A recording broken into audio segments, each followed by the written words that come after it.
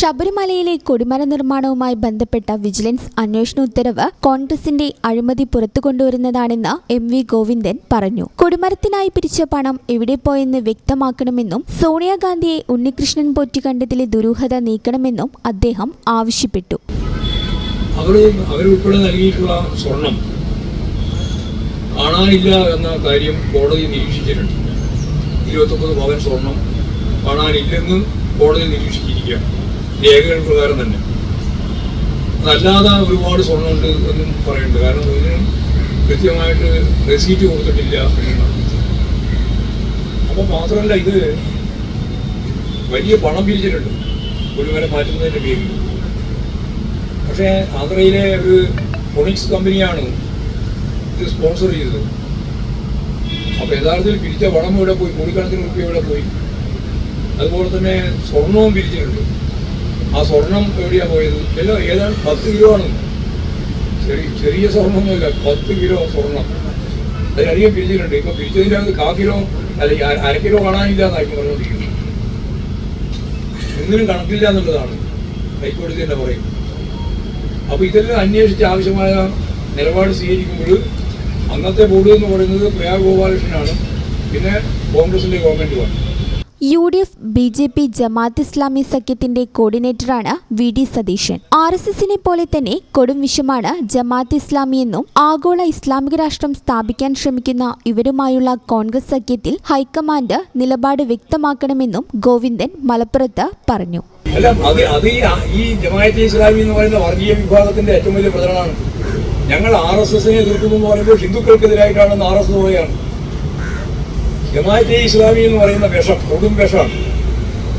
RSS പോലെ തന്നെ. ഇനിയിപ്പം കൊടും വിഷം എന്ന് ഞങ്ങളെ പറ്റി പറഞ്ഞു, എന്തേ RSSനെ പറ്റി കൊടും വിഷം എന്ന് പറയാതിരുന്നത് ചോദിക്കേണ്ടായിട്ടാണ് ഞാൻ കൊടും വിഷം എന്ന് പറയുന്നത്. അതിനേക്കാളും വലിയ വിഷമാണെങ്കിൽ അതാണ് RSSും BJP സംഘപരിവാറും. ഞാൻ പറയാം, അതേപോലെ തന്നെയാണ് ഈ പറയുന്ന ജമാഅത്തെ ഇസ്ലാമി. നല്ല വിഷമാണ്. അതായത് തെളിനീരൊഴുകുന്ന ഈ കേരളത്തിന്റെ മേലെ കൊടും വിഷം കുത്തിവെക്കുന്ന വർഗീയ ശക്തികളാണ് RSSും ജമാഅത്തെ ഇസ്ലാമും ഉൾപ്പെടെ. അതിലും ഏറ്റവും പ്രധാനപ്പെട്ടത് RSS തന്നെയാണ്. അതിന് ഞങ്ങൾക്ക് തർക്കമൊന്നുമില്ല. പക്ഷേ ജമാഅത്തെ ഇസ്ലാമി അതിലൊപ്പം ചേരുകയാണ്. അവരുടെ വാദം വിശ്വാസികൾക്ക് വേണ്ടിയൊന്നുമല്ല, അവരുടെ വാദം ഭരണാധികാരത്തിന് വേണ്ടിയാണ്, രാഷ്ട്രീയ അധികാരത്തിന് വേണ്ടിയിട്ടാണ്. അതുകൊണ്ടാണ് അവർ പറയുന്നത് ഞങ്ങൾ ഇന്ത്യ മാത്രമല്ല ലോകത്ത് മുഴുവൻ ഇസ്ലാം രാഷ്ട്രം പോകണമെന്നാണ് അവരുടെ മുദ്രാവാക്യം. അപ്പോൾ അതാണ് ഞങ്ങൾ ചൂണ്ടിക്കാണിച്ചിട്ടുള്ള വളരെ പ്രധാനപ്പെട്ട. മലപ്പുറം ജില്ല വിഭജിക്കുന്ന കാര്യത്തിലും പെരുന്നാൾ അവധി എന്ന സംസ്ഥാന പ്രമേയത്തിലും സർക്കാരാണ് മറുപടി പറയേണ്ടതെന്നും ജാഥയിൽ എല്ലാം പറയേണ്ടതില്ലെന്നും രാഷ്ട്രീയ കാര്യങ്ങളിൽ മാത്രം മറുപടി പറഞ്ഞാൽ മതിയെന്നും അദ്ദേഹം കൂട്ടിച്ചേർത്തു. മലപ്പുറം ജില്ല തന്നെ കൊടുത്തത് 2 വർഷമായിട്ട് ഗവൺമെന്റില്ലേ, പിന്നെ മലപ്പുറം ജില്ലയുണ്ടോ? അത് അതിനെതിരായിട്ട് ഏറ്റവും ശക്തമായ സമരം നടത്തിയില്ല. കോൺഗ്രസ് ഉൾപ്പെടെ ജില്ല വരുന്നതിനും മലപ്പുറം ജില്ല വരാൻ പാടില്ല എന്ന് പറഞ്ഞിട്ട് വലിയ പ്രകടനവും അതുപോലെ തന്നെ ജാതിയും നടത്തിയവരാണ് കോൺഗ്രസ് ഉൾപ്പെടെ. അപ്പോൾ അന്ന് ഇടതുപക്ഷ ജനാധിപത്യ നിശ്ചിതാർത്ഥ്യത്തോടു കൂടിയാണ് മലപ്പുറം ജില്ല വന്നത്.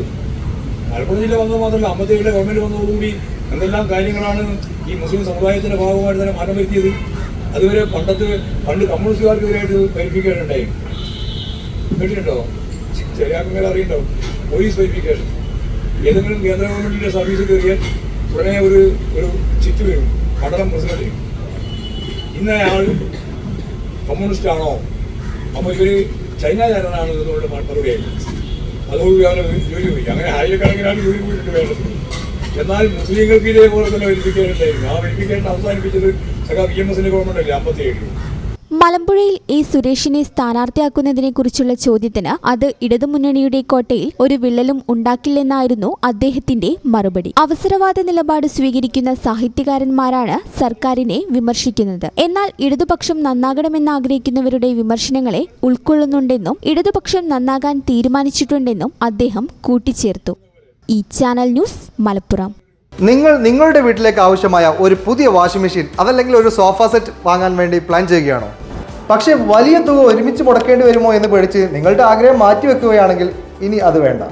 പേയ്മെൻറ്റ് ഇവിടെയുണ്ട്. ഇനി റെഡി ക്യാഷ് വേണ്ട, പലിശയും വേണ്ട. അതെ, നിങ്ങൾ കേട്ടത് ശരിയാണ്. പേയ്മെൻറ്റിൽ നിന്നും ഗൃഹോപകരണങ്ങളും ഫർണിച്ചറുകളും വാങ്ങുമ്പോൾ നിങ്ങൾക്ക് പലിശയുടെ ഭാരം ഒട്ടും തന്നെ ഇല്ല. നിങ്ങളുടെ EMI ബിൽ പലിശരഹിതമാക്കാൻ ഞങ്ങളുണ്ട്. ഇനിയും എന്തിനു കാത്തിരിക്കണം? നിങ്ങളുടെ സ്വപ്ന ഫർണിച്ചറുകളോ പുതിയ ഗൃഹോപകരണങ്ങളോ ഇന്ന് തന്നെ പേയ്മെന്റിലൂടെ സ്വന്തമാക്കൂ. കൂടുതൽ വിവരങ്ങൾ അറിയാനും EMI പ്ലാനുകൾ മനസ്സിലാക്കാനും ഇപ്പോൾ തന്നെ കോൺടാക്ട് ചെയ്യൂ.